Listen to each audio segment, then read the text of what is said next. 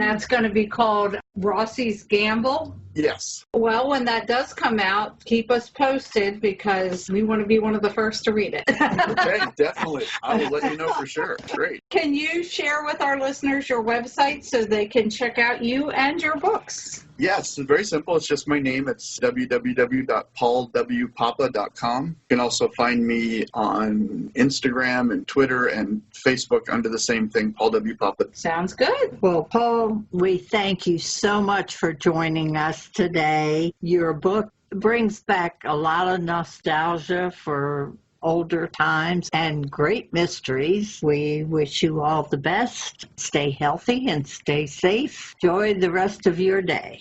Thank you very much. Thank you for having me. I'm so glad you liked the book. All of those things that you just said is what I was hoping people would feel for the book. I'm very glad you stay safe as well, and hopefully your weather is not as hot there as it is here. But it's a dry heat, Yeah, right? right. Yeah.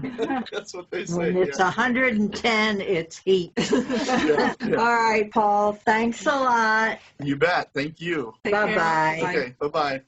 Well, this book was right up my alley. I absolutely feel that I was almost born too late. 40s and 50s noir is my go-to. I just love everything about it. So when we received this book, I knew I was going to like it just based on the cover. Well, I have to be honest and say that I haven't read the book. Unfortunately, we can't read all the books all the time that we want to, but by reading about the book and by listening to Tracy and Ian talk about it and then listening to Paul Papa himself, it really sounds like I would enjoy this book. It actually gives me desire to go to Las Vegas, which I have never had a desire before.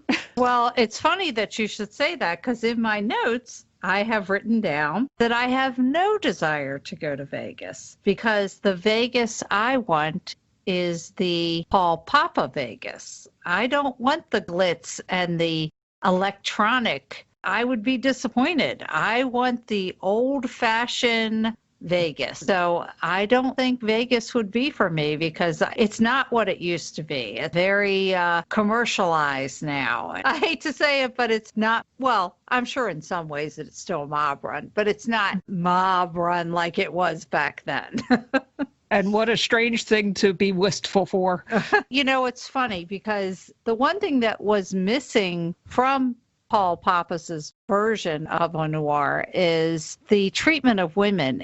But I loved it. I love the fact that he still made his characters tough. But Max, the protagonist of the book, really is just very respectful to women, but he still comes across as that tough guy. That the treatment of women was very much appreciated and very appropriate for right now. Thought he handled it really well. That takes some talent to put forth a noir book that takes place in the 50s but kind of combine it with the modern attitude. The mystery was great. Max was like in the thick of it and he got beat up a few times, just like your typical noir, but just done so well. This was a short book, but man, a lot of action, a good mystery too. And I'm so glad that this was the first in a series because I want more. I want a lot more. So, Paul, get busy.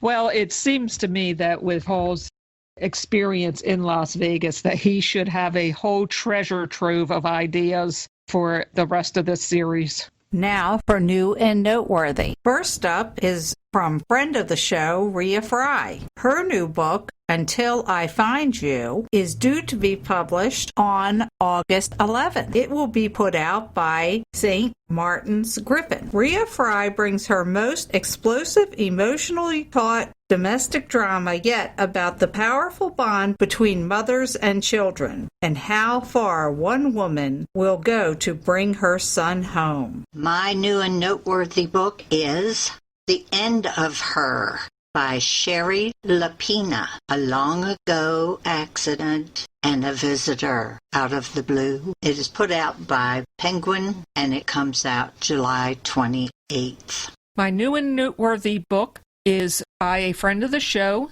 Vicki Delaney, It is the first in her Tea by the Sea mystery series. Tea and Treachery comes out on July 28th and is put out by Kensington.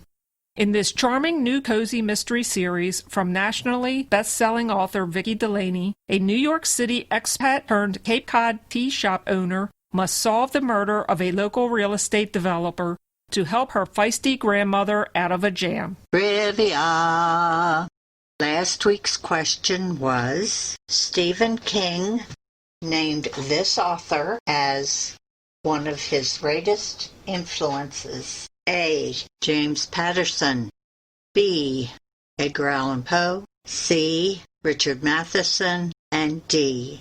Agatha Christie. The answer is C.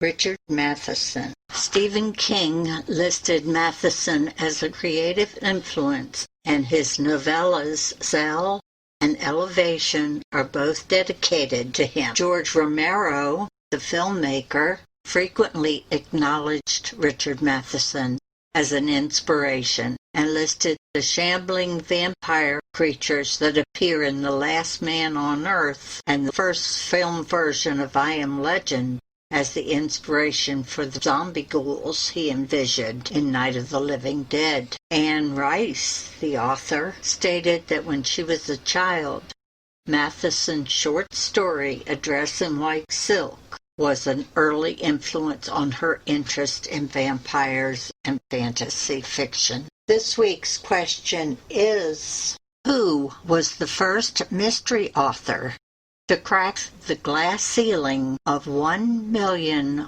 book sales for an e-book? A. James Patterson. B. Stephen King. C. Mary Higgins Clark. Or D. Lisa Scottolini.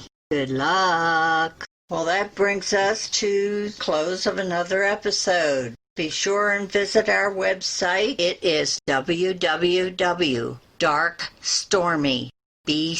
www.darkstormybc.com. You can listen to all of our episodes. You can Sign up for our newsletter. You can click that Patreon button. We hope the lockdown is now lessening a little bit, but still, people, please stay safe and stay healthy. And remember, Life would be boring without a little mystery. bye.